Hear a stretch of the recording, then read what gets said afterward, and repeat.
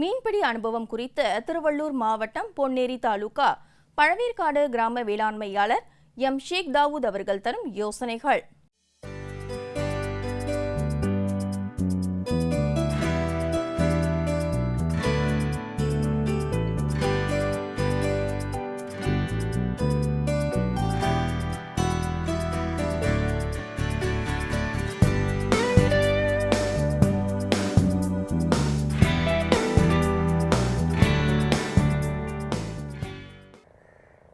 என்னுடைய வயசு ஒரு 20 வயசுலேருந்து நான் ஃபிஷர்மேன் தொழில் தான் சார் பார்த்துட்ருக்கேன்.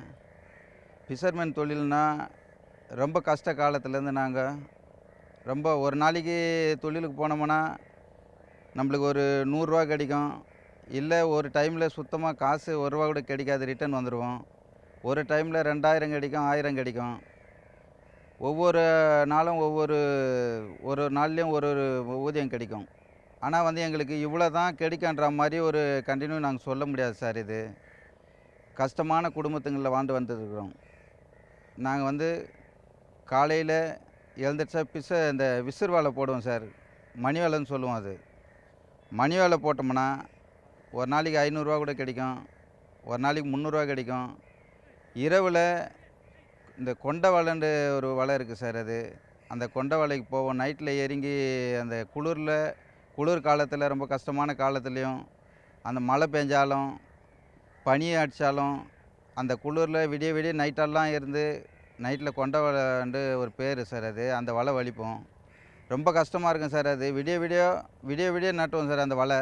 அந்த வலைக்கு ஒரு நாளைக்கு கிடைச்சா எறா கிடைக்கும், இல்லைன்னா எறா கிடைக்காமல் போயிடும். கவர்மெண்ட்டில் எங்களுக்கு கொடுக்கக்கூடிய சலுகைங்க இருக்குது. என்னென்ன சலுகை கொடுப்பாங்க அப்படின்னா, இந்த மழை காலங்களில் தடைக்காலம், மழைக்காலம், இந்த ஸ்கீம் பணம், இந்த ஃபிஷரிஸில் ஸ்கீம் பணம்னு இருக்குது. நம்ம ஒரு பக்கங்க ஒரு 1500 ரூபா கொடுத்தோம்னா கவர்மெண்ட்டில் ஒரு 3000 ரூபா சேர்த்து 4500 ரூபா வருஷத்துக்கு ஒரு முறை கொடுப்பாங்க. நம்மளுக்கு டீசல் மானியம் கொடுத்துருக்காங்க கவர்மெண்ட்டில் சார்.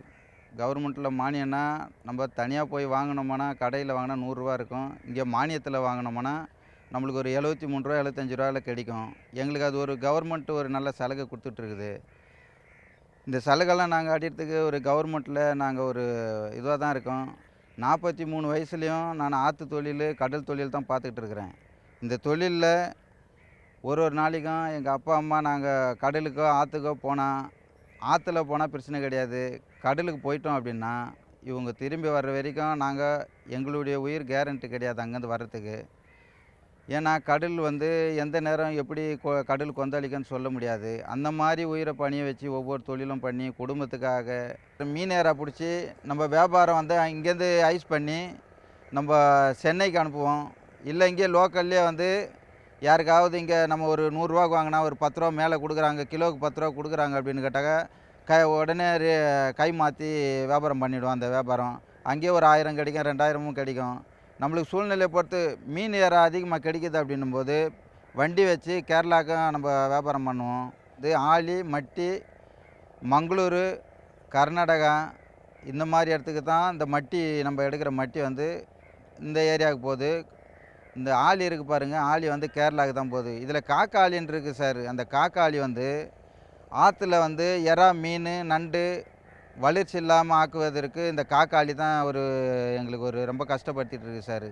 நம்ம ஆலி பிஸ்னஸ் பண்ணுறோம் சார். இப்போது நம்ம ஆலி பிஸ்னஸ் பண்ணுறதுனால நம்மளுக்கு ஒரு 3 மூட்டை 4 மூட்டை ஒரு ஆலி வருது அப்படின்னும்போது ஒரு மூட்டைக்கு நம்மளுக்கு 500 ரூபா கிடைக்கும். 500 ரூபா கிடச்சா 2000 ரூபா கிடைக்கும். 2000 ரூபா வச்சு ஒரு நாளைக்கு அது தொழில் போவோம். ஒரு 2 நாளைக்கு தொழில் பண்ணி ஒரு 3 நாள் 4 நாள் பொறுத்து மொத்தமாக சேர்த்து எடுத்துக்கிட்டு பின்ன 2 நாள் பொறுத்து நாங்கள் சரக்கு எடுப்போம். அது எப்படின்னு கேட்டாக்க சீசனுக்கு பொறுத்து தான் சார்.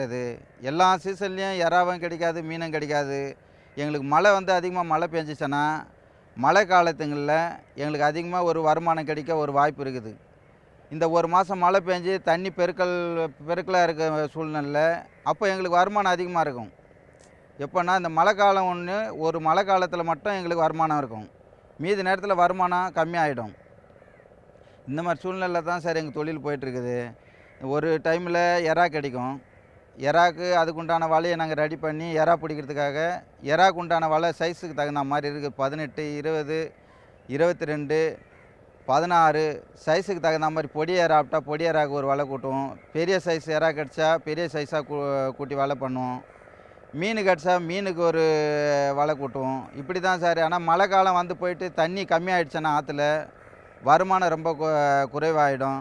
அதுக்கப்புறம் திரும்பவும் எங்களுக்கு ஒரு மாதம் தொழில் இல்லாமல் சும்மாவே இருப்போம். ஆற்றுக்கு தொழிலுக்கு போனாலும் கடலுக்கு தொழிலுக்கு போனாலும் ஒன்றும் கிடைக்காது. எப்போ எங்களுக்கு வந்து மழை காலம் அதிகமாக தண்ணி வந்து மழை பெஞ்சு அதிகமாக தண்ணி இருக்குது அந்த நேரத்தில் வருமானம் கொஞ்சம் அதிகமாக எங்களுக்கு இருக்கும் சார்.